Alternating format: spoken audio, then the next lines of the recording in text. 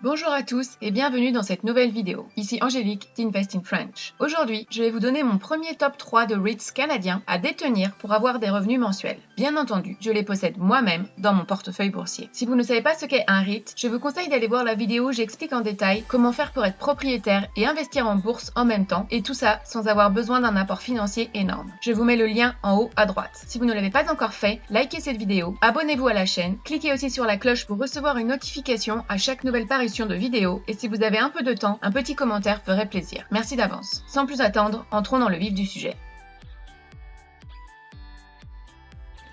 Le premier REIT canadien dont je vais vous parler aujourd'hui est Plaza Retail, symbole plz.un.to. Le siège de cette compagnie est basé à Fredericton, au Nouveau-Brunswick, et existe depuis 1999. Ils ont un capital de 1,1 billion de dollars en 2019 et un revenu de presque 112 millions de dollars cette même année. Si on regarde le rapport du deuxième trimestre de 2020, on peut voir que cette compagnie possède au total 272 propriétés majoritairement présentes au Québec, en Ontario, au Nouveau-Brunswick et en Nouvelle-Écosse, donc à l'est du pays. Le taux d'occupation des locaux est de 95,9% et divisé de la manière suivante: 115 centres commerciaux ouverts, 3 centres commerciaux, 85 restaurants de fast-food et 69 commerces individuels. Leur top 10 de locataires est Shoppers, Loblaw, Dollarama, KFC, Canadian Tire Group, Sobeys Group, TJX Group, Staples, Bulk Barn, Tim Hortons, Burger King, Go Easy. Donc des enseignes assez connues qui ont moins souffert de la crise que d'autres. Car pour les fast-foods, ils sont restés ouverts en livraison et drive-in, les pharmacies et les supermarchés étaient ouverts eux aussi, et Dollarama était considéré comme un supermarché car ils vendent de la nourriture pas chère. Le prix actuel de l'action est de 3,56 $.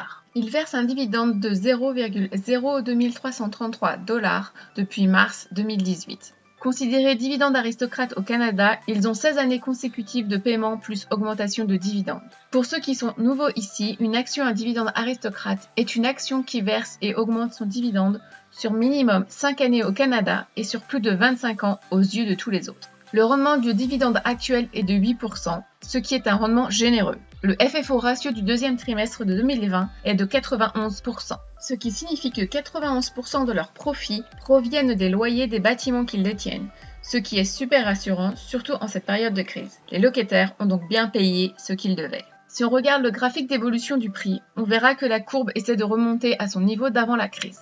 En mars dernier, le prix est descendu de 4,70 $ à 2,70 $. Et là, on est à 3,5 $, donc environ à mi-chemin. Pour se qualifier pour le DRIP, il vous faudra 153 actions et 545 $. Le deuxième REIT canadien que je vais vous présenter maintenant est Choice Properties, symbole chp.un.to. Le siège social de cette compagnie est à Toronto et elle existe depuis 2013. Elle emploie à l'heure actuelle 267 personnes et a un capital de 15,6 billions de dollars en 2019. Leur revenu annuel de cette même année était de presque 1,3 billion de dollars. Si on regarde le rapport du deuxième trimestre de 2020, on peut voir que cette compagnie possède au total 724 propriétés occupées à 96,8% et ce, même malgré la crise. Ces propriétés sont divisées de la manière suivante: 576 commerces, en majorité des supermarchés comme Real Canadian Superstore et Loblaws, 113 bâtiments à usage industriel, 14 immeubles de bureaux, 3 immeubles de logement et 10 projets d'aménagement, c'est-à-dire des bâtiments à usage mixte comme commerce plus logement, des centres commerciaux ouverts et des parcs industriels. Ils sont présents en majorité en Colombie-Britannique, en Alberta, en Ontario, au Québec et en Nouvelle-Écosse. Le prix actuel de l'action est de 12,61 $ et a un paiement de dividende de 0,06166 $ par action par mois, et ce depuis mai 2017. On peut voir sur certains sites que ce REIT a le statut d'aristocrate parce que durant les premières années, ils ont augmenté régulièrement leurs dividendes, mais pour moi, même si ça me rassure, cette action n'a pas le vrai statut d'aristocrate car depuis 2017, il n'y a eu aucune augmentation de dividendes. Ça ne m'empêche pas de détenir cette action qui a un gros potentiel et ce même pendant la crise. On a tous besoin de manger, donc les magasins d'alimentation et les pharmacies restent et resteront ouverts quoi qu'il arrive. Et vu que c'est une grosse partie de leurs revenus, je suis à 100% sereine avec ce REIT quand je pense au futur. Le rendement de dividende est de 5,78%, ce qui est plutôt correct. Ils ont un ratio de distribution de fonds provenant de l'exploitation ou FFO Payout Ratio de 98,8%, ce qui signifie que 98% de leurs profits proviennent des loyers reçus, ce qui est super rassurant. Si on regarde le graphique d'évolution du prix, en mars dernier, le prix était d'environ 15 $ et est descendu à 11 $ pendant le crash, mais est très vite remonté à presque 14 $ et depuis oscille entre 12 et 13,5 $ par action. Pour mettre en place le DRIP, il vous faudra 205 actions, soit un total de 2586 $. Le dernier REIT que je vous propose aujourd'hui est un peu, ou voire même beaucoup à risque en ces temps du Covid. Je vais quand même vous en parler et après, à vous de voir ce que vous en pensez et si vous voulez investir ou non dans cette compagnie qui est Chartwell Retirement Residences, symbole CSH.UN.TO. Cette compagnie canadienne est basée à Mississauga, en Ontario, et existe depuis 2003.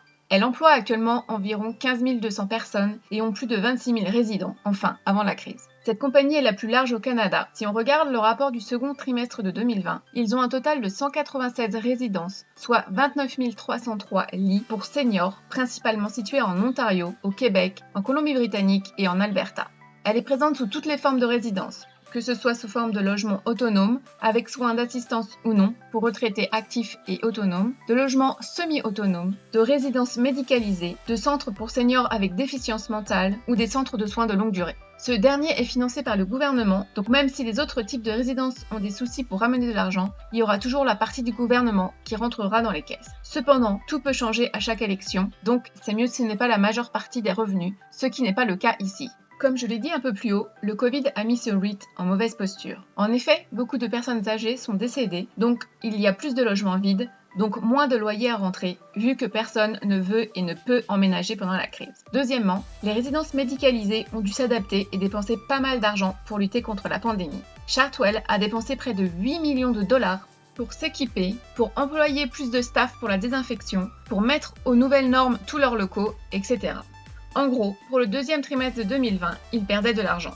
Pour le moment, le dividende est toujours en place, mais il peut y avoir des chances qu'il soit diminué. Cependant, sur le long terme, ça devrait le faire. Vu que la population se vieillissant, il faudra dans les années à venir de plus en plus de résidences de ce genre. Le secteur est supposé grossir de 150% d'ici 2036 au Canada, et connaissant le prix des soins médicaux ici, ce secteur sera toujours prolifique de mon point de vue. De plus, la stigmatisation des maisons de retraite froides et austères change. Ces endroits inabordables deviennent des logements luxueux où il fait bon y vivre et finir ses jours dans un cadre super agréable. Allez jeter un œil sur leur site internet, ça vendrait presque du rêve avec leurs logements super bien aménagés, leurs restaurants 5 étoiles, leurs soins et spas et toutes sortes d'activités proposées.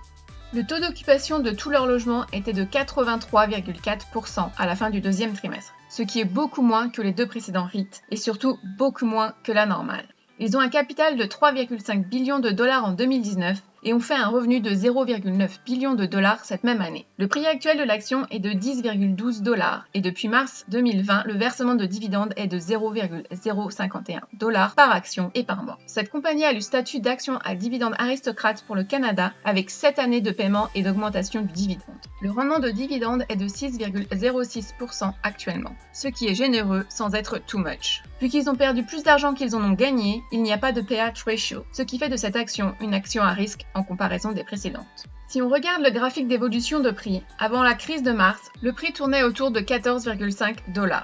Et en mars, il est descendu à environ 8 $ avec un retour au prix d'il y a 10 ans. Le prix actuel est autour de 10 $. Donc, on est à mi-chemin pour atteindre le prix d'avant, ce qui signifie que c'est toujours un bon plan à acheter pour se faire une plus-value sur le moyen long terme. Je ne pense pas que le prix de cette action va réellement aller plus haut que ce qu'il a déjà fait. Par contre, on peut compter sur son dividende généreux qui tombe tous les mois. Je le répète, cette action est une action plus risquée que toutes les autres que je vous ai présentées précédemment. Mais je reste convaincue qu'elle a un gros potentiel dans le futur, surtout une fois la crise du Covid finie, et encore plus avec son rendement de dividende généreux qui permet d'avoir de l'argent qui tombe tous les mois. Si on veut mettre en place le DRIP, il faudra 199 actions, soit 2014 $.